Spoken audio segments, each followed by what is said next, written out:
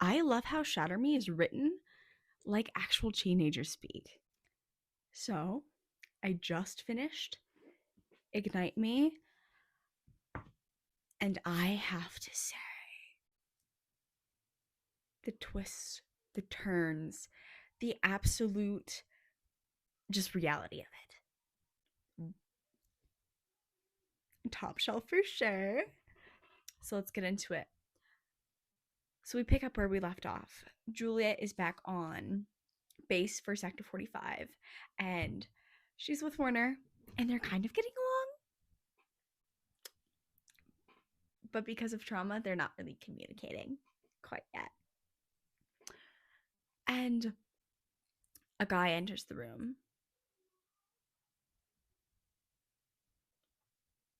Surprise, it's Warner. She's like, "Oh, why am I here? Why am I here on base?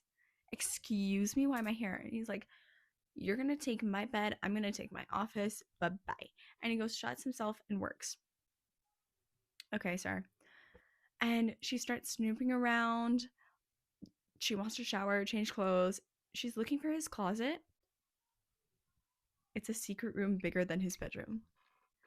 The bedroom's just where he sleeps. His closet is where his actual personality comes out. Let me tell you, everything is so pristine. And genuinely, I'm here for like a guy in fiction who really likes fashion. I love that for Aaron Warner. Like Aaron Warner has hype for a reason. And I'm seeing it a lot. And I'm only on book 4. But for right now, we got to talk about book 3. So that happens. And then this guy comes in, Delalu. I really hope I'm saying that right. And he's like, "Yeah, I gotta go sneak you around and everywhere. Cause like, surprise Pookie, you know Omega Point? Guess what got bombed? Yeah. So like, decades worth of work are just now destroyed, and all the friends we made along the way, we no longer know if they're with us. So that's fun and caused my heart to spake. But so he takes her to Omega Point, and everything's just gone. It's just a crater. And then Kenji pops in for a second, and Warner steals his powers and sneaks off, and Kenji takes Juliet to Adam's house. I guess. And Winston is alive. Brendan is alive. Only very few people made it. Like only 9 people. Thankfully, James made it too. I'm glad. I'm glad. I'm so glad he survived because, like, genuinely, he's such a joy every time he's on page. But Adam's alive. Castle's kind of alive, but just kind of half there. He's processing things. And Kenji, as usual, is being the comic relief, but Julia is seeing that it is taking a very heavy toll on him, and Kenji is stepping away from the group more to just grieve because he wants to step into a leadership position, but he's only like 19, man. He can grieve a little bit. It's okay. So there's everything, and then Warner basically takes Juliet back, and they're talking, and there's a lot of half talking with them where like they're trying to communicate, but it's not going anywhere. And then Adam comes home. Yay! I guess. So Adam is kind of being a brat. Before Warner gets there, he's arguing a lot with Juliet about where she lies, and she's defending Warner just a hair. But she's like, okay, he actually kinda is okay with all of us. He's not a bad guy. He was just using me to be like, you know, try to help his mom that we learned in last book. And it's just kind of crazy because Adam will not listen. And then he says, The most egregious thing I've ever heard. I'd rather you I'd rather you were dead. Excuse me?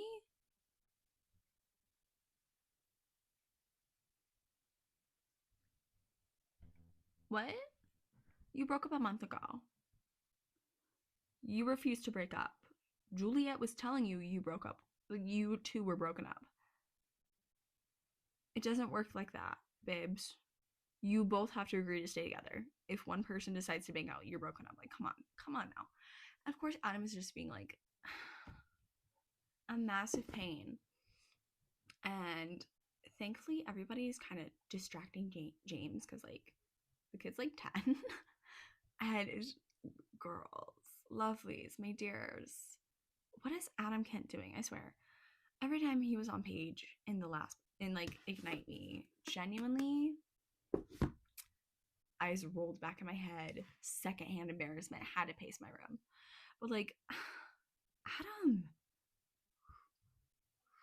zip it, lock it, put it in your pocket. And then he starts going off, and Juliet, so Warner gave her a pager so he could track her and be like, hey, I'm either gonna pick you up or if you're gonna change your click it. And Juliet absentmindedly starts clicking it. Yippee. So she does that. And Warner immediately starts running to her.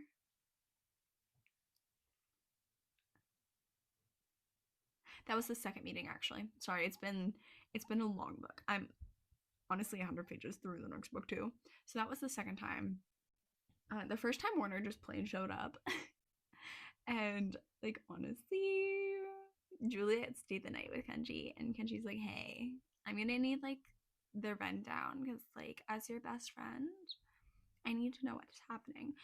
And I genuinely like what not Adam, Aaron did. He asked about Kenji, very respectful. Juliet said they were just friends. And Aaron Warner didn't argue.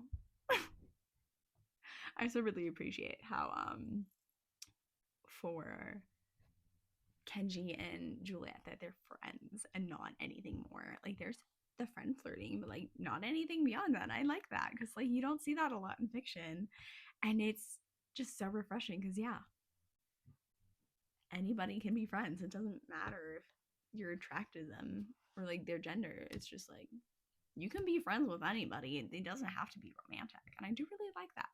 I think we should showcase that more in fiction. And then they start to plan to move everybody out of Adam's house because, like, Loki, not my favorite right now.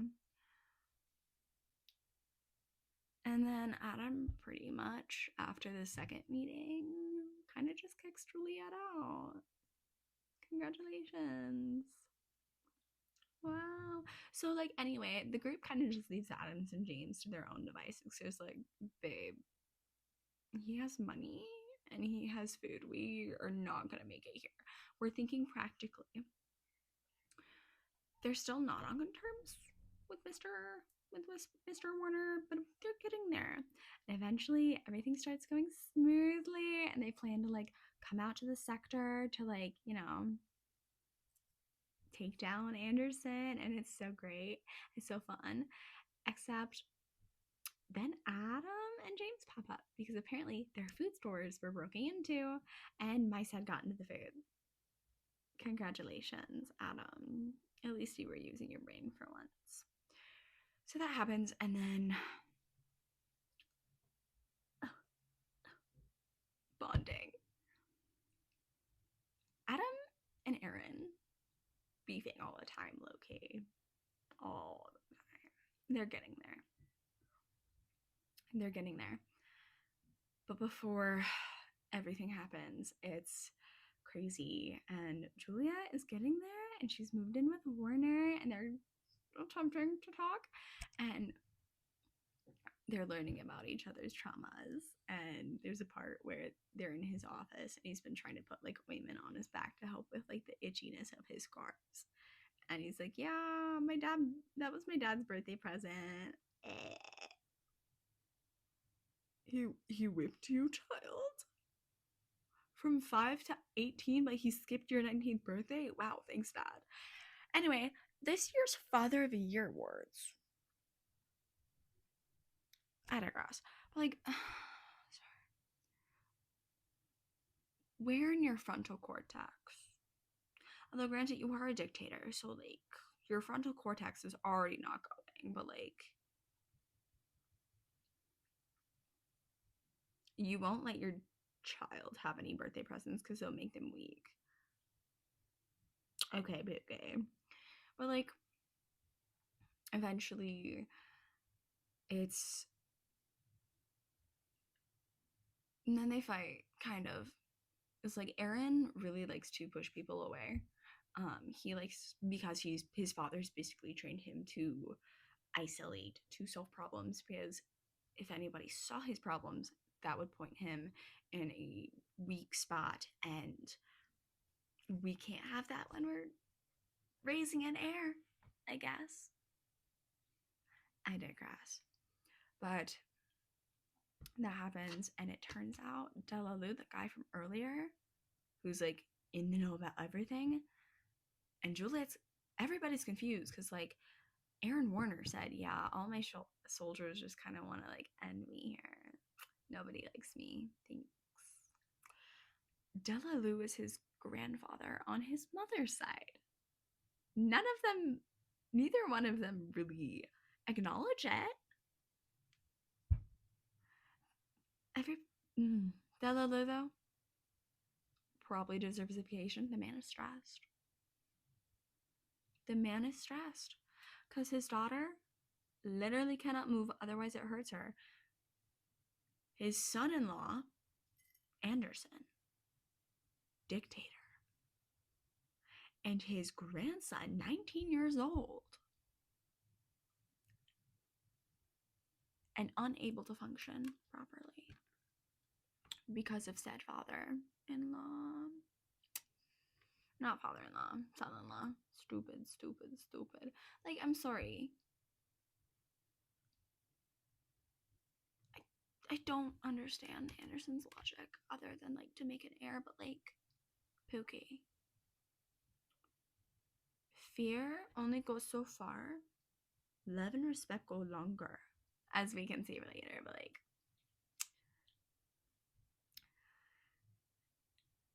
and then he starts pushing Juliet away again, and just like, girl, please communicate, Sarah.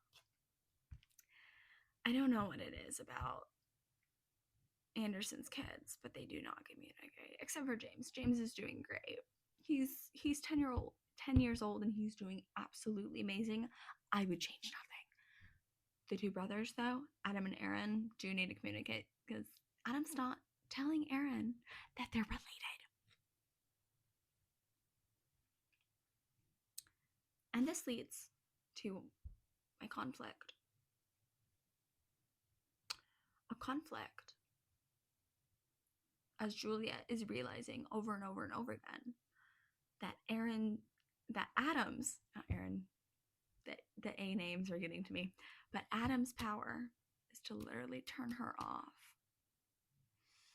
And when I read that, not gonna lie, I had to pause, step back, close my book, and just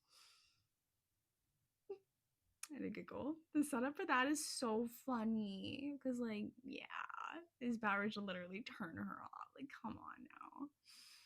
But they're in like this little training room where like the sleepover is happening, and they're talking about Anderson, and they're like, does anybody know his real name? Because like, what?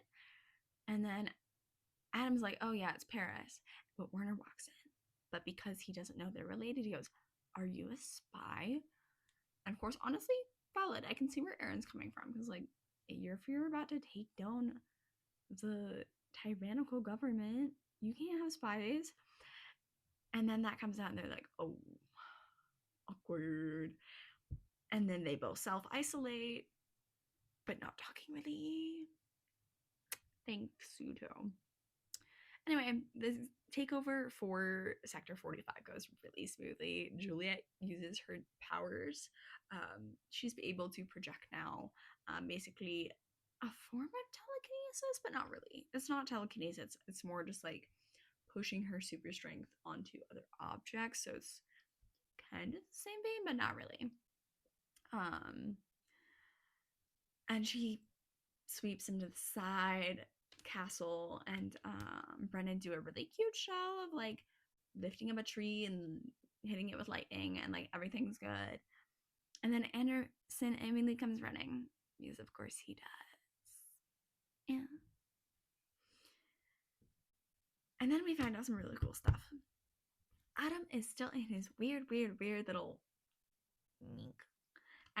before, of course, the whole thing about their brothers comes out. But he basically takes Kenji's hand and puts it on Juliet. So attempted murder. That's not cute. That's not fun. But it doesn't hurt Kenji, like, at all.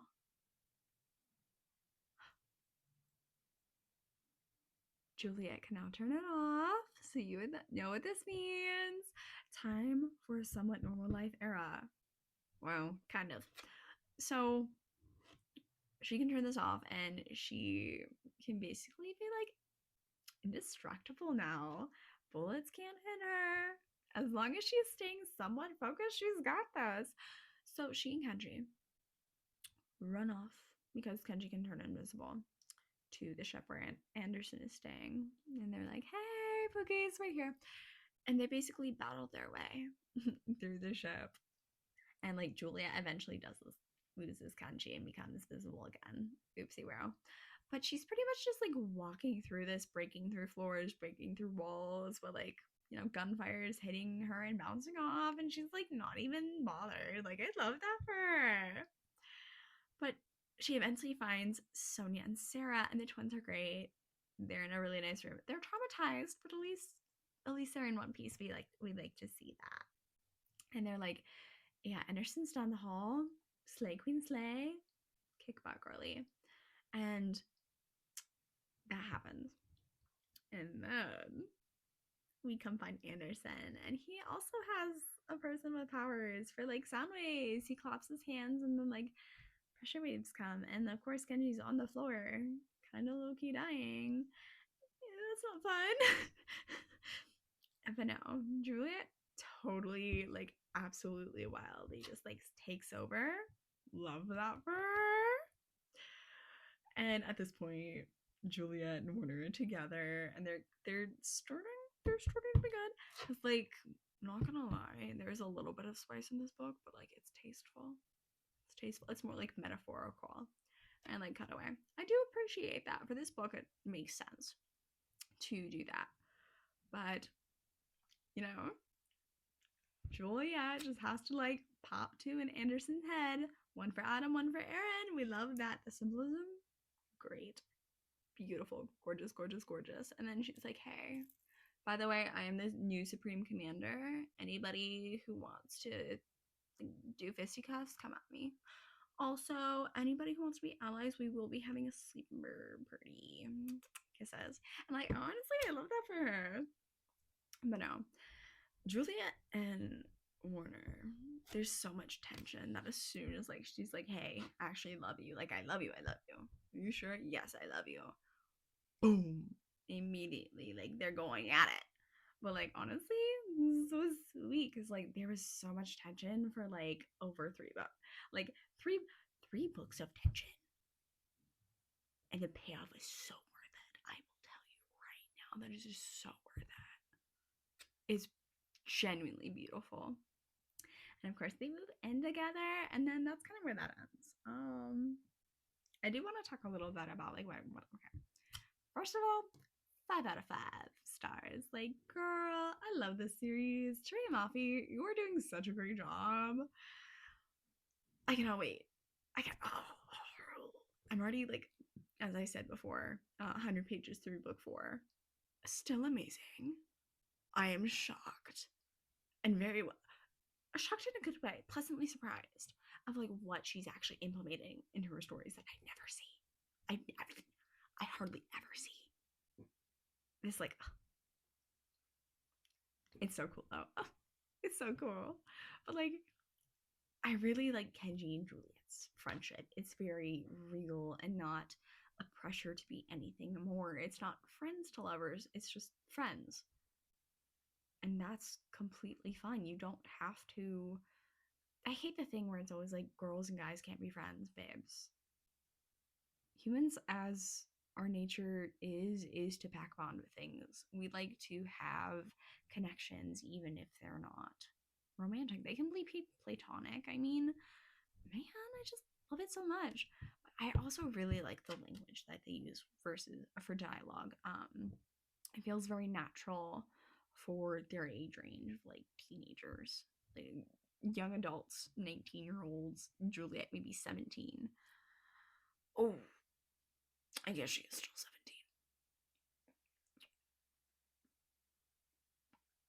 17. Not, you know what?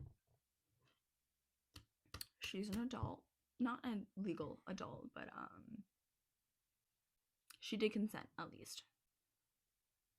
She did consent, and the age gap is not as egregious. It's like maybe 2 years at most, but like for those of you who've had Colleen Hoover, I know. For those of you who know, you know, but for those of you who don't, I apologize. So basically, in the book that I read, that I was gifted and kind of accidentally went in blind, it was It Ends With Us, and like she was 16, he was 18, and he's like, "When are you gonna turn 18?" It was just like, it was more creepy, but this one, it was very tasteful with how it all went. I do appreciate how it wasn't just the start and to jump in it. It's because they both wanted it. Aaron is very cautious with how he treats Julie. He doesn't want to push her so far that she starts backing off. He is respectful. And I love that. I love that so much. And it feels like sometimes authors do have an issue of losing the male love interest's personality after the two get into a relationship. And I think Shatter Me does a really good job of keeping them as their own characters and their own people with personalities. And it's really interesting to see that, honestly. Did the writing get a little juvenile at times? Sure. But they're also like 19, 17. They're young, man. Like, nobody speaks like an English major or classic literature anymore. It's gritty, it's rough, it's real. And I do write like that. I think a lot of the times with dialogue, you have to think of their ages, what time period, who they are as characters. And it's just kind of a lot of. It's. Sometimes it is really hard to write dialogue for characters because you have an idea of what you have and then you have to transfer through the mind of another person. And Tahereh and Mafi does this really well. I still wish the twins had a little bit more distinction in their personalities. Because, like, Sarah and Sonia, and again with the Adam and Aaron thing, it's just like maybe a little bit more separation. I do appreciate how different the brothers are. But, like, with the twins with Sarah and Sonia, it's just kind of like they're not treated as like one person. I don't know how going forward. I hope they split off a little bit more, but they are kind of being lumped together a lot. Like, I don't think. I correct me if I'm wrong, please, but I don't think Sarah or Sonia don't have a scene by themselves, and I just wish they would. I'm curious to see if anything like that happens further down the line, but I was correct about the jumping into the relationship. We are getting a biased look at Juliet's story because we are seeing it through Juliet's eyes. And she's like, yeah, I jumped in this way too quickly. I confused this for love when I just wanted affection. And that's really powerful to look at because it's a very natural human response to want affection and this pack bond. And sometimes we do jump a little into ourselves. And it's really interesting to see how this is all being written in regards to the story. And it's such a good book, man. I highly recommend you read this series. If you're just watching this and you haven't read it and you were just listening to me ramble, but it's so good, man. It's so good, and I'm loving book four, and I can't wait to see where this series takes me. That being said, my lovelies, go get some water and maybe a cookie or cheese sticks. I may go get some cheese sticks myself, but have a good night, lovelies. All right, love ya. Mwah.